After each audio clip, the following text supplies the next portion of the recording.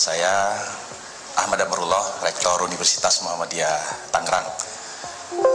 Agak menggelitik tadi ketika Bu Sri Mulyani menyampaikan salah satu yang saya garis bawahi, filsafat Ahmad Dahlan, sepi ing pamrih rami ing gawe.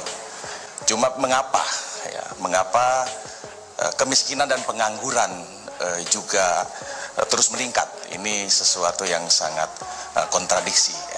Jadi Pak Rektor, mohon mungkin tidak punya persepsi seolah-olah APBN, karena saya ngomongnya tadi pakai sedikit bahasa Inggris, seolah-olah itu hanya untuk perusahaan besar. Saya ngomong makanya tadi sepi ing pamrih, rame ing gawe, supaya tahu bahwa APBN juga untuk rakyat kecil banyak sekali. Ketika bangsa ini pernah mengalami krisis, tapi sesungguhnya yang krisis itu adalah para konglomerat, Tapi di sisi lain UMKM Indonesia saat itu begitu cukup kokoh, walaupun nggak terlalu dilirik oleh kebijakan-kebijakan negara kaitan kehadiran UMKM. Sampai saat ini pun mungkin negara lebih memperhatikan pelaku-pelaku ekonomi global, para tentu mungkin yang sering disebut dengan oligarki ekonomi. Pak Rektor tadi mengatakan UMKM, seolah-olah nggak ada kepedulian sama UMKM. Ya, besok lagi kalau bikin kuliah umum Media Indonesia judulnya UMKM, maka saya akan cerita tentang UMKM. Karena ini tadi bicara tentang tahun politik, saya nggak bicara.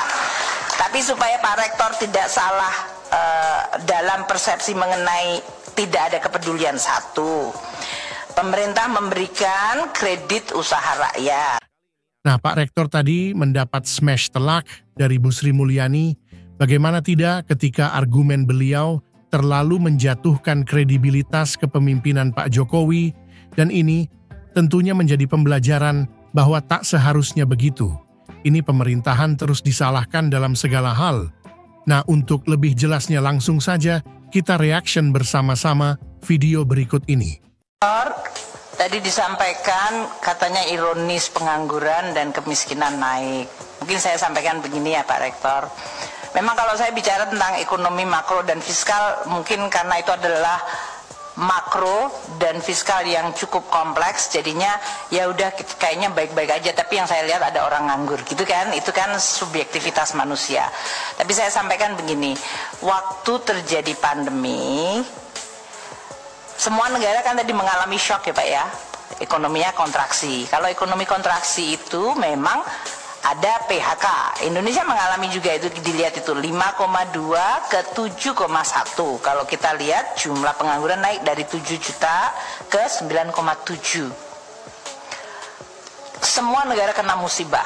Jadi gimana caranya kita memulihkannya? Tadi dengan cerita saya yang panjang lebar, instrumen kebijakan fiskal, yang mungkin untuk catatan Bapak ya, Bapak tadi seolah-olah mengatakan seluruh ini hanya untuk ngurusin pengusaha besar. Bapak, tadi saya sampaikan, anggaran bantuan sosial untuk masyarakat karena mereka nggak bisa kegiatan, bansos naik, PKH naik, sembako naik, kita memberikan waktu itu, waktu seluruh para pengemudi ojek kehilangan pekerjaan tahun 2020, itu kita langsung masuk ke situ. Jadi mungkin persepsi bahwa seolah-olah APBN mengurusi yang besar, malah yang besar kita pajekin, yang kemudian dipakai untuk itu tadi Pak Rektor, satu. Dan dengan kemajuan tadi kita lihat pengangguran udah mulai turun, sekarang sudah di bawah 6%, 5,9 kembali ke 8,4. Saya tidak mengatakan tidak ada pengangguran, ada, tapi kita tadi ini kan suatu perekonomian itu progres harus terus dibuat. Makanya tadi kita sampaikan ini harus dijaga momentumnya. Kemiskinan juga sempat melonjak. Coba lihat di dalam graf yang sebelah kanan. Kalau kita lihat kemiskinan tadinya 9,2 melonjak lagi ke 10,2. Sekarang sudah turun lagi ke 9,5. Inilah kenapa kemudian Presiden Jokowi minta pada seluruh kementerian sekarang fokus, dan pemerintah daerah terutama, untuk fokus ke kemiskinan ekstrim, stunting, karena ini yang akan menentukan pengangguran dan kemiskinan Pak. Kita membuat yang disebut, kalau saya tadi memberikan contoh infrastruktur seolah-olah jalan tol, infrastruktur itu termasuk sanitasi, air bersih, irigasi, dan upgrading rumah yang dilakukan oleh Menteri PUPR. Mungkin yang kelihatan karena selama ini adalah bendungan sama tol, jadi seolah-olah itu tidak terekspos. Itu satu untuk catatan. Yang kedua, Pak Rektor tadi mengatakan UMKM, seolah-olah nggak ada kepedulian sama UMKM. Ya, besok lagi kalau bikin kuliah umum Media Indonesia judulnya UMKM, maka saya akan cerita tentang UMKM. Karena ini tadi bicara tentang tahun politik, saya nggak bicara.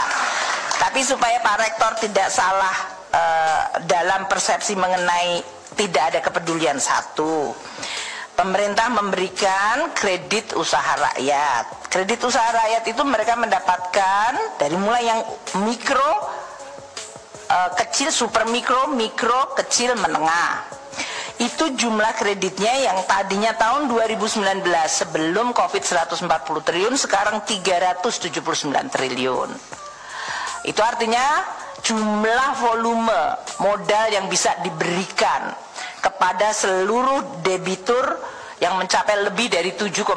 Saya terima kasih Universitas Muhammadiyah Tangerang tadi membina 45.000. Pemerintah melalui KUR ini lebih dari 7,6 juta. Itu masih yang melalui perbankan. Kita tahu banyak masyarakat yang nggak bisa akses perbankan kan Pak.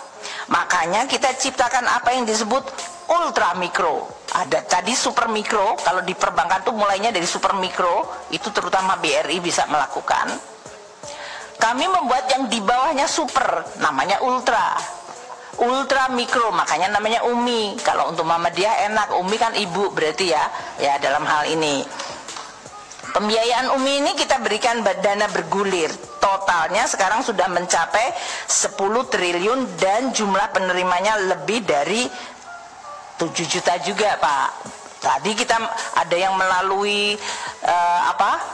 Duafa itu, ada melalui koperasinya ada yang punyanya NU, ada yang punyanya Muhammadiyah, ada yang kita menggunakan seluruh, karena mereka yang kita bicara juga dengan seluruh yang disebut LKNB di bawah koperasi itu dan bank wakaf itu semuanya digunakan untuk menyalurkan tadi dana dari APBN untuk yang paling super mikro tadi, yang ultra mikro tadi.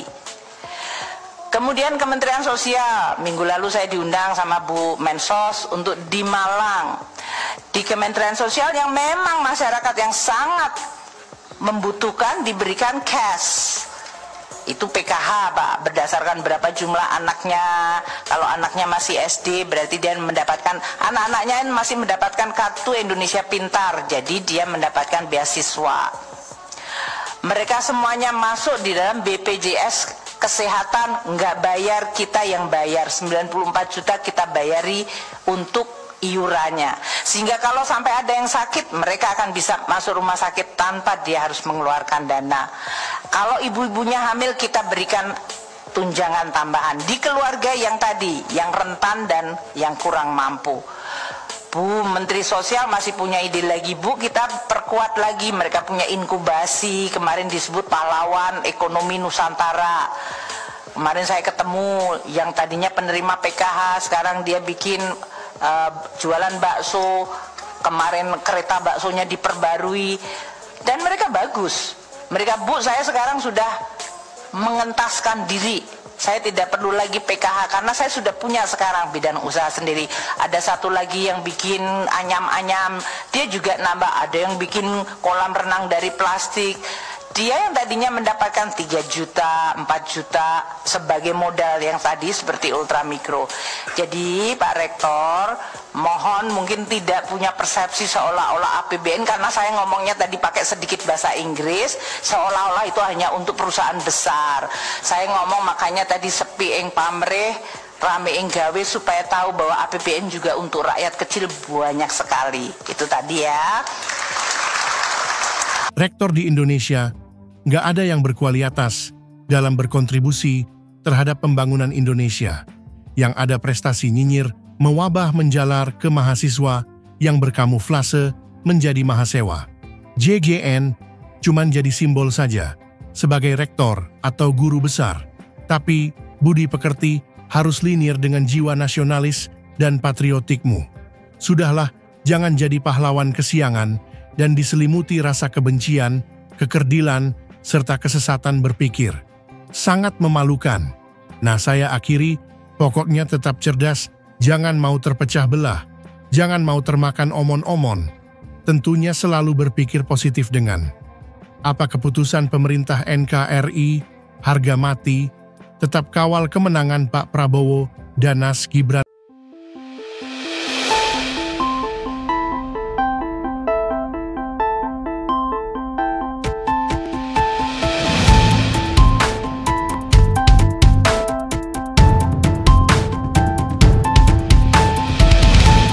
Jangan lupa klik tombol subscribe di channel Sirait Media, tempatnya berita dan hiburan.